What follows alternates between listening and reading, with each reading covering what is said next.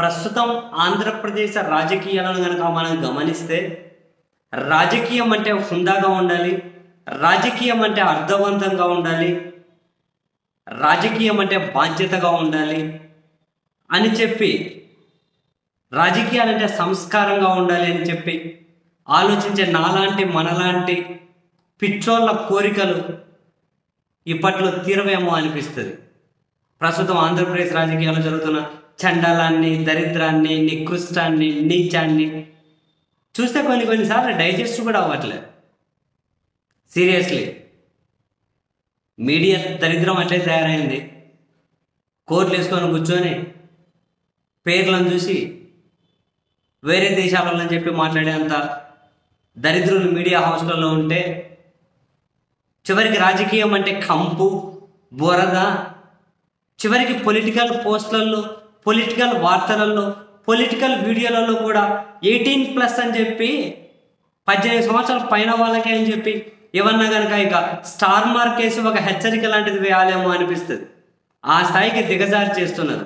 దిగజారడానికి ఇంకా ఏమీ లేదు, ఏమీ లేదు, ఏమీ లేదు అనుకున్న ప్రతిసారి, ఎందుకంటే పాతాళంలో 10,000 కిలోమీటర్ల లోతుకు దిగజారిపోయారు.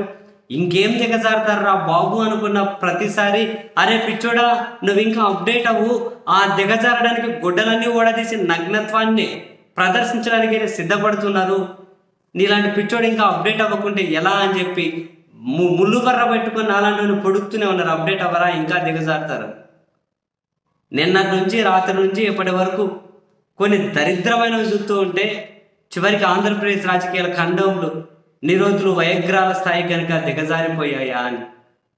మొదటి తెలుగుదేశం పార్టీ ఒక ఖండం ప్యాకెట్ మీద సిద్ధం అని చెప్పి సిద్ధమని రాసి జగన్మోహన్ రెడ్డి గారి వాయిస్ని దానికి యాడ్ చేసి, ఎడిటింగ్ యాడ్ చేసి, చివరికి ఇది కూడా ప్రచారానికి వాడుకుంటున్నారు.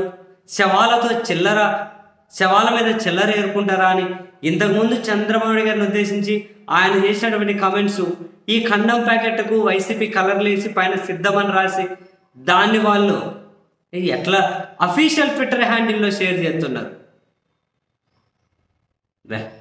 ఏం మనుషులే సార్, అఫీషియల్ ట్విట్టర్ హ్యాండిల్ వాళ్ళు పెడితే మేమేం తక్కువ తిన్నామని వైసీపీ వాళ్ళు అయితే ఇంకేమో ఒక కన్వర్జేషన్ పెట్టేసి, ఎందరు పిల్లలుంటే అందరికి అమ్మఒడి ఇస్తామంటున్నాడు కాబట్టి చంద్రబాబు, అందుకని చెప్పి ఎక్కువ మంది పిల్లలు లేకుండా ఈ ఖండం ప్యాకెట్లు పంచుతున్నాము అని చెప్పి ఎవరో ఇంకొకరి ఖండం ప్యాకెట్లు ఇస్తున్నట్లు ఆ వీడియో ఒకటి. ఏం తయారై ఆ ఇద్దరు నిజంగానే. ఒకరు దిగజారిపోయారంటే ఇంకొకరు దిగజారిపోయారు. ఒకరు సొక్కా ఇప్పితే ఇంకొకరు ప్యాంట్ ఇప్పుతారా? ఒకరు బనీన్ ఇప్పితే ఇంకొకరు అండర్వేర్ ఇప్పుతారా? ఇంత దరిద్రమా?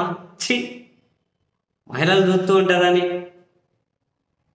కనీసం పబ్లిక్లో ఉన్నాం. రాష్ట్రాలను పాలించిన పార్టీలు, పాలిస్తున్న పార్టీలు ఇంత దరిద్రానికి ఎట్లా దిగజారిపోతారో ఏందో. ఇవ్వా ఇంత దారుణమా? వయగ్రాలు, నిరోధుల స్థాయికి దిగజారిపోతారా? ఇటువంటి ట్వీట్ల అఫీషియల్ ట్విట్టర్ హ్యాండిల్లో పెట్టేది అసహ్యానికిగానే బౌండరీస్ దాటిపోతున్నారు కదా ఇలాంటి ట్వీట్లతోటి. అసహ్యం కొని సిగ్గు శరంతో పోయి ఆత్మహత్య చేసుకొని చచ్చిపోతుందేమో. అసహ్యమే ఆత్మహత్య చేసుకొని చచ్చిపోతుంది సిగ్గు శరం వదిలేసి. నాకంటే అసహ్యంగా ఉన్నారు అని. అసలు ఒకరిని ఇంకొకరు విమర్శించాలి అంటే అసలు పబ్లిక్ పాలసీసే లేవా, పబ్లిక్ ఇష్యూనే లేదా? సరే, కొన్నిసార్లు సెటైర్లు ఉంటాయి, కొన్నిసార్లు ఎటకారం ఉంటుంది.